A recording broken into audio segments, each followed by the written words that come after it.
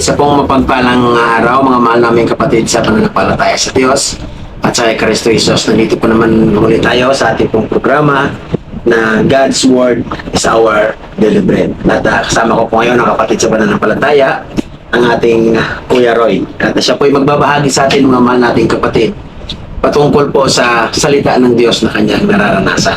So, pagpalang araw, hapon, Kuya Roy, gusto pong buhay. Amen po. At salamat sa Diyos at kasama ka namin sa araw na ito, sa maikling panahon at oras na ito. Ang tanong ko po, Kuya Roy, bilang isang mananampalataya, o kahit nung panahong hindi ka pa nakakilala sa ating Panginoong Hesus, nagkaroon ba sa point ng buhay mo o naranasan mo ba na pinabayaan ka ng Diyos? Mga panahon na hindi pa ako nakakilala sa Panginoon. Yes. Hindi ko masasagot yan. Ngunit mula nung nakilala ko ang Panginoon, doon ko na realize na kahit kailan hindi siya nagpabaya sa akin. Mm-hmm. Simula nung pagkabata, kung tayo pinabayaan pa ng Panginoon, Yes.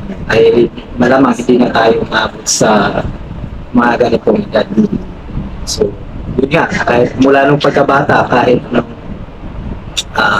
hindi pa tayo mananampalataya, ang Panginoon ay hindi nagkulang sa atin sa paggabay at pag-iingat. Kasi although nung mga time na hindi pa tayo nakilala sa Panginoon, ang Panginoon hindi nagkulang sa pag-iingat sa atin. Yes, amen. Mula nung naisip ko, tayo pero kamunduhan, layawan sa mundo ang nagagawa ay talagang baka hindi na ako kung hindi ako iningatan ng Panginoon ay hindi na ako umabot sa ganitong edad. So totoo nga ang sabi ng Panginoon na I will never leave you nor forsake you. Yun po sabi niya sa Isaiah chapter 41. Ano po? Amen. So, ang dugtong ko, Kuya Roy, sa tanong na ito is, nagkaroon ba dun sa point ng buhay mo, nagkaroon ba na parang sa tingin mo is pinabayaan ka ng Diyos? Hindi ako dumating sa point na gano'n. Mula nung mga time na yon, sabi na dumating ako sa mga problema, eh talagang hindi na dumating. Hindi ko naman naisip ang Panginoon noon. Yes. Mula nung time na kaya wala akong nasisi noon. Yes. So dumating ako sa point na minsan mga problema, ngunit yung problema na yun ay sinusulo ko lang, wala akong alam na Kumbaga wala kang sandigan sa time na yun. Wala kang pagkukwentuhan ng mga problema mo. wala. Ngunit maraming salamat sa Panginoon at kahit sa ganung time na nagkulang ako sa Kanya, Amen. ay siya hindi nagkukulang sa pag-iingat sa akin hanggang sa kasalukuyan. Amen po. So, last question ko, Kuya Roy. Sino ang Kuya Roy noon na wala pang pagkakilala sa Diyos at walang pananampalataya sa ating Panginoong Hesus? At sino naman yung Kuya Roy na sa kasalukuyan o sa ngayon? So dati ang buhay ko noon ay talagang sabi lahat ng kalayawan sa mundo, susugal,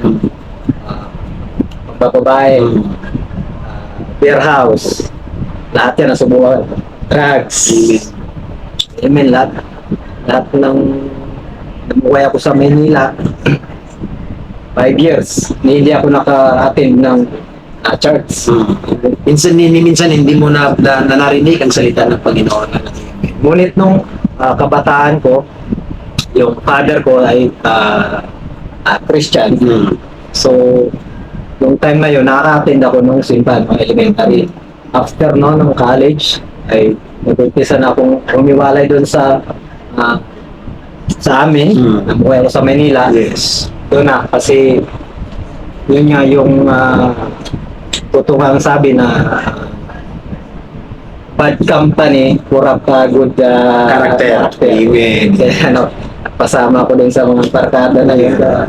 Importante din talagang piliin kung sino kakaibiganin ako, kakasamahin.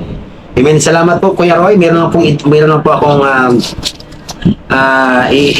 idudugtong doon ng papuri na matatagpuan sa 1 Chronica sa chapter 16 verse 11. Sabi niya dito, lumapit kay Yahweh upang tulong niya hingin. Sa tuwin ay parangalan siya at sambahin. Amen. Pero dahil sa nangyari sa buhay mo, Kuya Roy, kumbaga inilapit mo yung buhay mo sa Panginoon at ngayon, nabago na kung Amen. sino yung dating Roy na liwaliw ang buhay at yung Roy ngayon na meron ng future sa Diyos at sa buhay.